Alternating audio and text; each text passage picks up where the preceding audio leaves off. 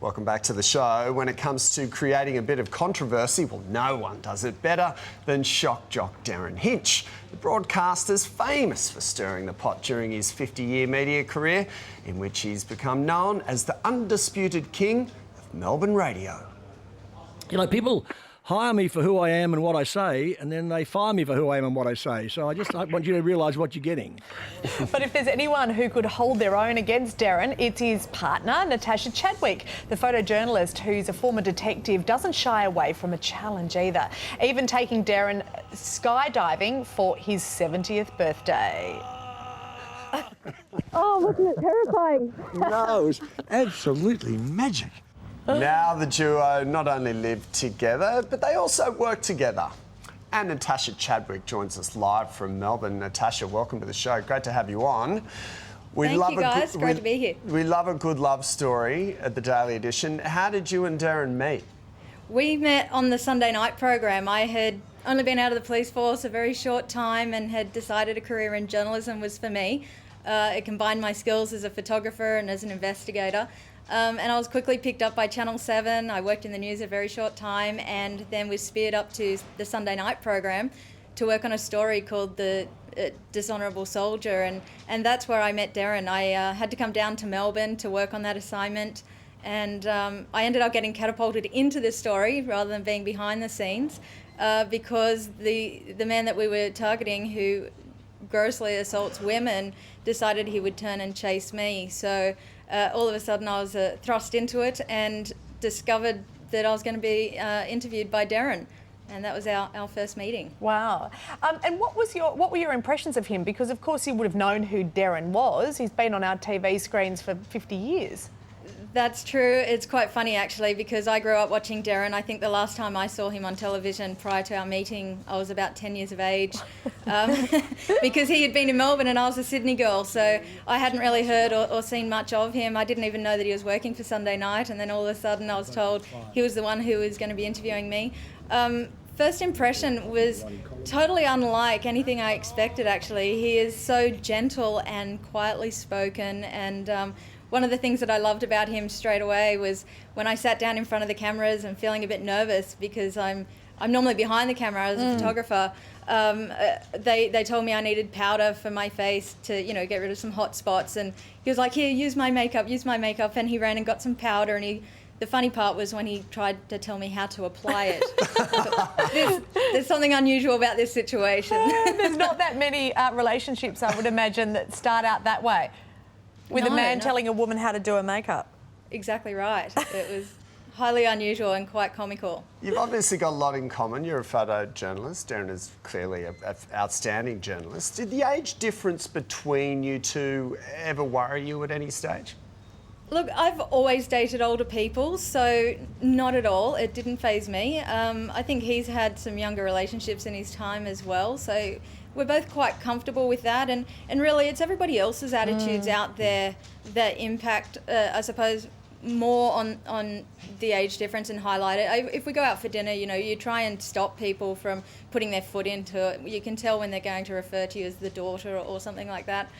You try to save them. But look, people are always going to stereotype with an age difference and say, you know, I'm probably after his money and he's probably after my body. But no, it doesn't faze me. I don't live my life to please other people, and Derryn certainly made it clear he doesn't either. You always hear that from couples that are in relationships, to say that the age difference is only ever something that everybody else thinks about. It never kind of comes into it, you know, within the relationship. Apparently you're the first woman that he's lived with in 20 years. Is he? Yeah. Has it taken a bit for him to get used to having someone in the house again?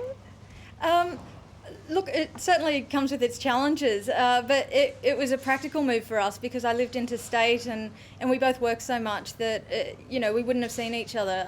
So to move in together, it just made sense.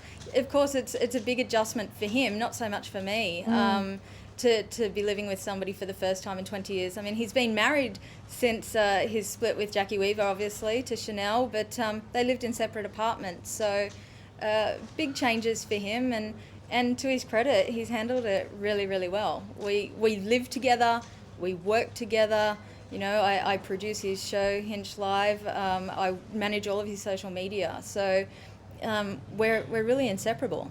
Do you enjoy that side of the relationship, the fact that you're living together and you're working together closely as well? I do.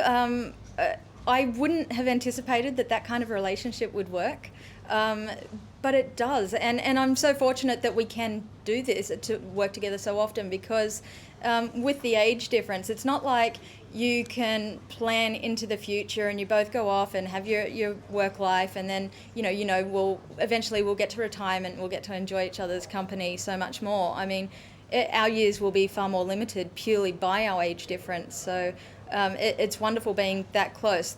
The biggest challenge, I suppose, is actually stepping away from our computers and the television set, and because most of our work is done there, given that it's in our home, and drawing a line between the professional couple and actually having a relationship. So yeah, at the moment we have one day off a week, and we try to get out and we try to do activities on that day. Speaking of getting out and getting into activities, to celebrate his 70th last year, you went skydiving together. Was that your idea?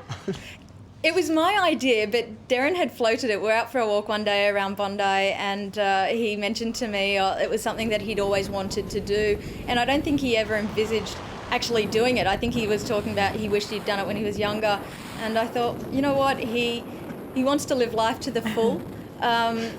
So what a great opportunity, and after having been incarcerated for 50 days shortly before that, there's no freer feeling, I don't think, than being able to jump out of a plane and fly.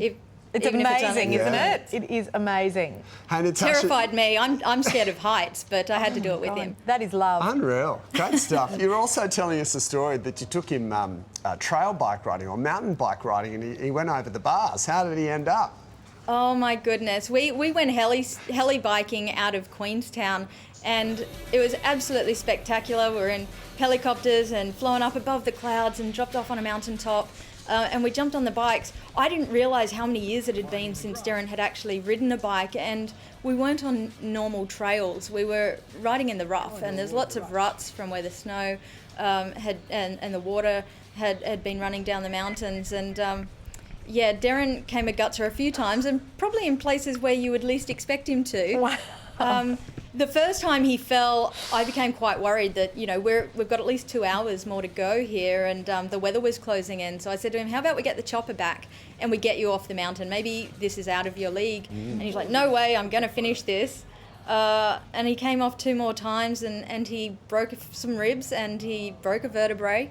And still managed to ride it out over that really rough terrain. So, to his credit, he's tough as nails. He got to finish it. He is tough. He's determined. At any of that point, did he say to you, "That's life"? I think he did once we reached the 4-wheel drive at the end, and we're on our way back to Queenstown. Natasha, it's great to talk to you. Thank you for sharing all of that. We really appreciate it. Thanks for your time. All our best to Derryn too. Yeah. Thank you. Cool. Straight ahead for you on the Daily Edition, the biggest mistakes women are making and how they can get ahead. Eva Cox is live on that and much more next.